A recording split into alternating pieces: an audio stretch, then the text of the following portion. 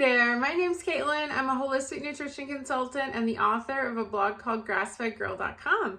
I've been healing myself with an ancestral diet for over 10 years, and most recently the carnivore diet, which I've been doing for 4 years, and it's really helped with my Hashimoto's autoimmune thyroid. If you have things in common with me about doing the carnivore diet, or you have autoimmune or thyroid, then definitely subscribe, leave a comment, share.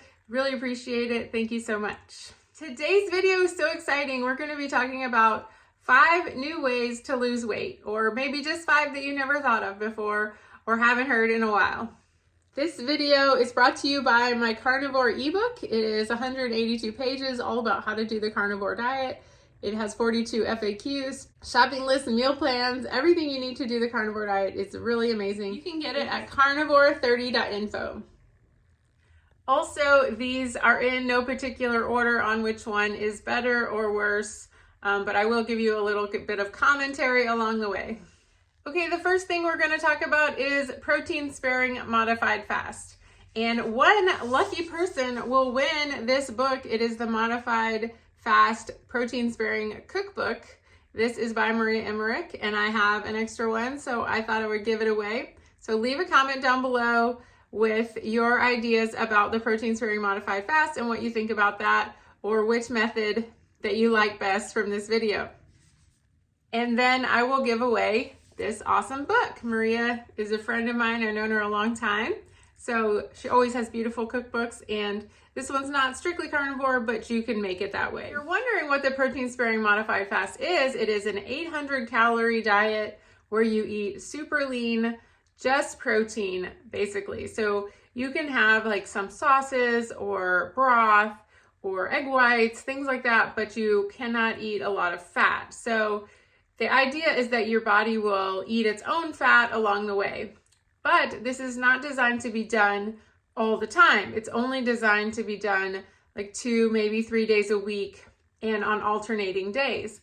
See, the thing is that when you don't eat enough fat, you can run into problems like vitamin A deficiency. And I really believe this was the problem. I did a very low fat diet for many, many years. Sometimes I would eat only 10 grams of fat per day. I mean, it was crazy. And my health suffered greatly. I was also exercising a whole lot. It's just kind of following the fat phobic ideas of the 2000s or the 1990s, and I got myself in a lot of health trouble. My thyroid started going crazy after I followed a very low fat diet. It was a lot of lean protein like egg whites, chicken breasts, that kind of thing. So I definitely cringe when I hear the protein-sparing modified fast.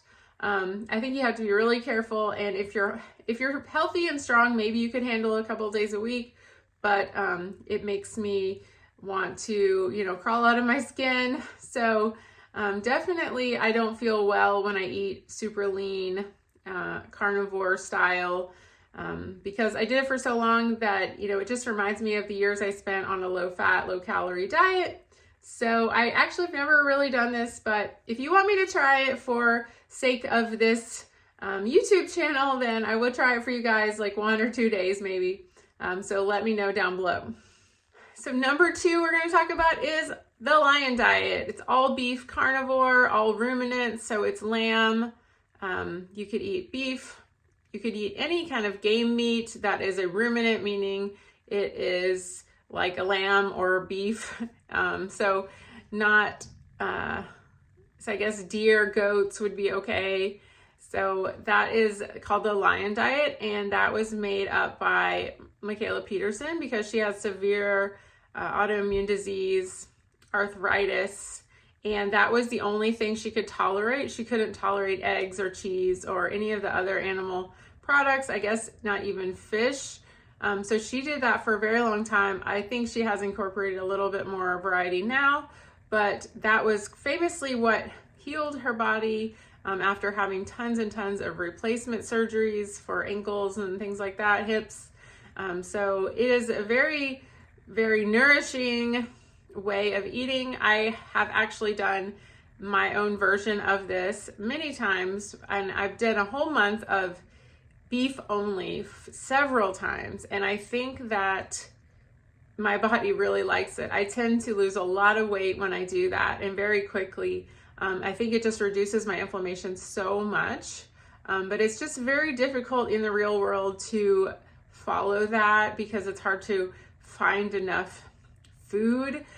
For example, it's hard to eat beef in the morning because if you're out of the house, it's hard to find anyone that's serving beef early in the morning, for example. I had that problem. Like, you can't get burgers in the morning, for example, at a fast food restaurant. So yeah, it was challenging, and I crave chicken wings sometimes when I don't eat a lot of variety. So that is something that was very challenging for me to stick with, but it does work amazingly. And sometimes when I just want to reset, I will go back to that. So basically all you do is eat beef mostly, and then lamb, no butter, nothing extra. She eats beef tallow, I believe. So you can eat bone marrow. So anything from a ruminant animal, meaning it kind of grazes on grass. Doesn't have to be grass-fed strictly, but lamb, beef mainly, and then maybe goats and bison, that kind of thing. So anything that eats grass, you can eat, and that's called the Lion Diet, and it is amazing, but it's just hard to stick with. That would be my only criticism of that. So number 3 I'm going to talk about is the egg fast. This was really big around like 2010, kind of when I was first getting into keto, and we used to call it low carb back in the day. And then it started being called keto, which I know there's some slight differences, but that was just the trend. And then the egg fast was really big. I think Dr. Atkins maybe started it.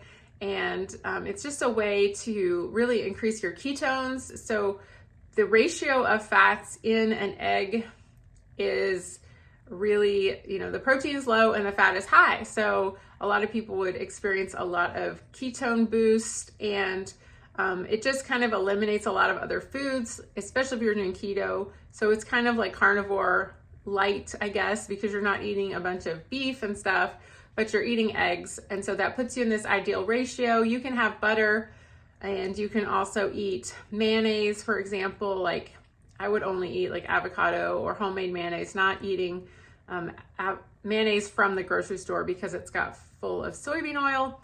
But the old blogs and stuff I've read have mayonnaise, and then you can eat eggs. So you can make egg salad, you can make noodles out of eggs, you can have any sort of eggs that you want, fried, poached, whatever you want to make out of eggs. I think some people include a little bit of cheese, but I would not want to do that if I was, because dairy can be another sensitivity. Criticism of this would be that you have an egg sensitivity also. A lot of people are sensitive to the avidin in egg whites, so they might just bloat up. I know when I eat a lot of egg whites, I get super bloated, so that's something to think about. If you haven't ever done an egg elimination, I would definitely do that first before you tried an egg fast. And again, egg fasts are not forever. Maybe 4 or 5 days would be the max you could do that, and then you would start to feel bad. So don't do it too long, and definitely measure your ketones and see if they go up for you. And that would show you also if you are a candidate for the high fat way of carnivore, which is super popular. So that is number 4. So high fat carnivore is super popular right now. It's riding the wave, but really I think it's just kind of a rehash of the egg fast from the 2010 era, in a way, because it might have the same effect. You would have really high ketones, and it's just that same echo of gluconeogenesis. Are you turning your protein into glucose, and are you messing up your ketones and lowering your ketones and not being in a good fat burning zone for losing weight if you are doing a high fat carnivore, or you're eating too much protein? Apparently there is a small percentage, I think maybe 5%, something like that, of people who are really sensitive to eating too much protein and will not lose weight when they eat too much protein. So that could be you if you have a really hard time losing weight on carnivore. I definitely don't feel good on a high-fat carnivore. I've tried that, but I have to eat a lot of protein to feel good. So if you want more information on the high-fat carnivore, people are using Dr. Bright as a guide. So I guess there's a lot of videos from her or interviewing her on YouTube. So you can check out Dr. Bright, B-R-I-G-H-T. I've seen an interview with her and Kelly Hogan. It's really supposed to be good for women's hormones. So, I mean, definitely, try it if you're struggling. If regular carnivore is not working for you, you're not feeling good on regular carnivore without counting or anything. But I think that the trouble for me is when I don't eat enough protein, I just get really I almost feel nauseous or something. It just doesn't feel good. So I don't think I'm one of those people because, like I said, when I eat all beef, I feel amazing. So I'm always eating a lot of fat anyway, but I think that I've seen the best benefits when I just eat beef only and don't count anything and don't add a lot of fat to my food. That's when I really shed the weight. That is the best thing that's ever worked for me. But if you're having trouble and the kind of loosey-goosey carnivore, if you would want to say that, is not working for you, then you could try this high-fat approach. And also if you really have trouble with your hormones, like you have hot flashes or really bad PMS and things like that. My hormones have kind of evened out somewhat, but then I had a baby, so who knows. Now I'm kind of healing again. So if you feel like you're a good candidate for high-fat carnivore, there's lots of new information about that. You can just Google high-fat carnivore diet.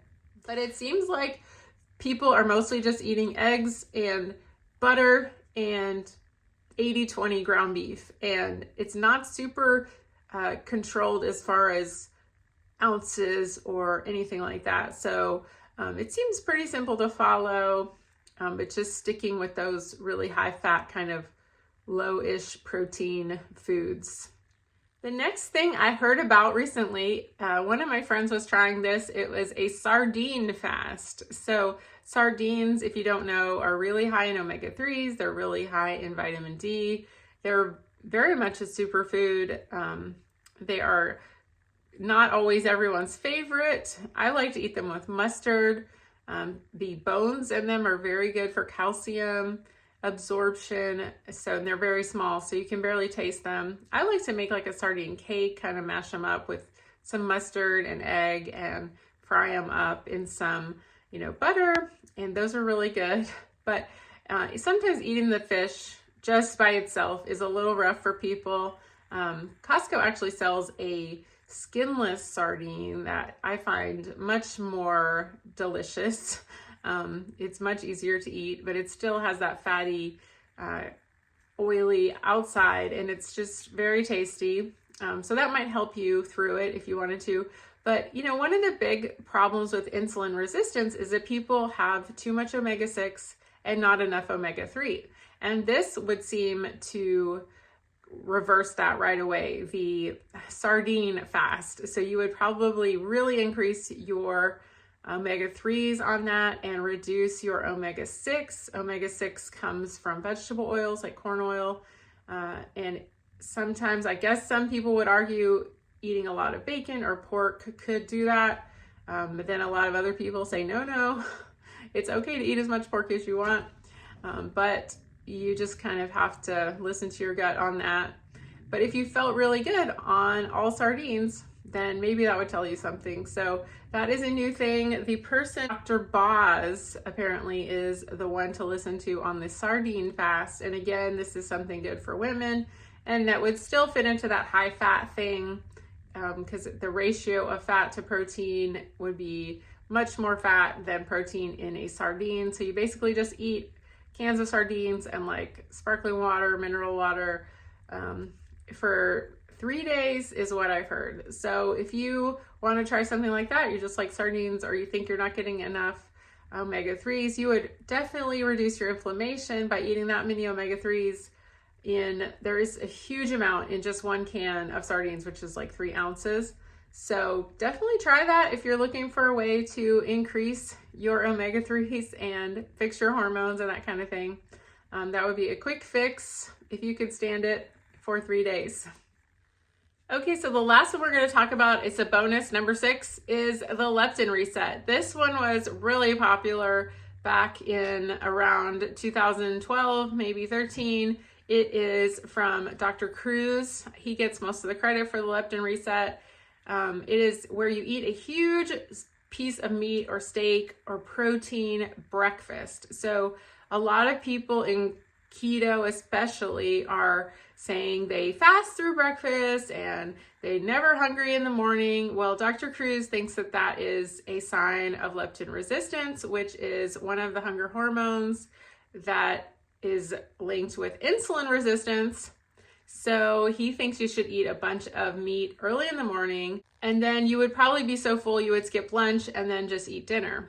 And if you know anything about Dr. Cruz, you would have to start adapting to your light environment. So you would not want to watch screens early in the morning. You would want to get outside. You would want to do grounding.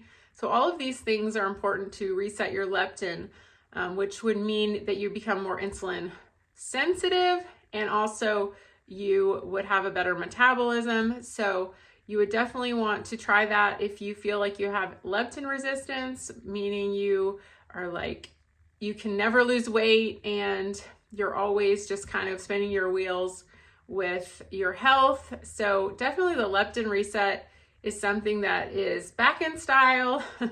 It is new again. So a big thing is wearing red light glasses, doing the ice baths, and getting outside in the morning for the sunrise and getting outside for the sunset. And then also, being aware of EMFs and all that kind of stuff. It is a lot to learn about. If you want to start following Dr. Cruz, I would probably follow people who interpret his work, because it's really hard to understand a lot of things he talks about, his writing anyway. I prefer to follow people who kind of interpret his work and then kind of tease it out for me. I know Carnivore Yogi is really big into this. So if you want to follow her, I think she just changed her name to Sarah Kleiner Wellness. And I really do try to do the glasses, the red light glasses. I can put a link for my red light glasses down below. And also I do try to get outside. When I drink my coffee, I go outside, and I also go outside every night for the sunset, and I take a walk. So it is definitely helpful. And try to limit your screen time and your blue lights. And I also have red lights in a lot of my lamps, especially my baby's room. So leptin reset is definitely something to research if you're kind of hitting your head against the wall and nothing is working for you. Definitely go look into it. This is not an exhaustive video about that, but definitely look into these things. So we'll go through them really quick again. We have the proteins. We have the protein sparing modified fast. We have the all beef lion diet. Then we have the egg fast, the sardine fast. We have the leptin reset and the high fat carnivore diet. So I hope this has been helpful. Try some of these today if you're just kind of spinning your wheels and you're wanting a fresh start. And this is a great time to stay on track. Don't let the holidays get to you. And if you need any help, I was thinking to make a video all about how to deal with the holidays and cravings and triggers and all that. Leave a comment down below if you want to see that video. Thank you so much for watching. Please share, subscribe, leave a comment down below. I appreciate it so much. See you next time. Bye-bye.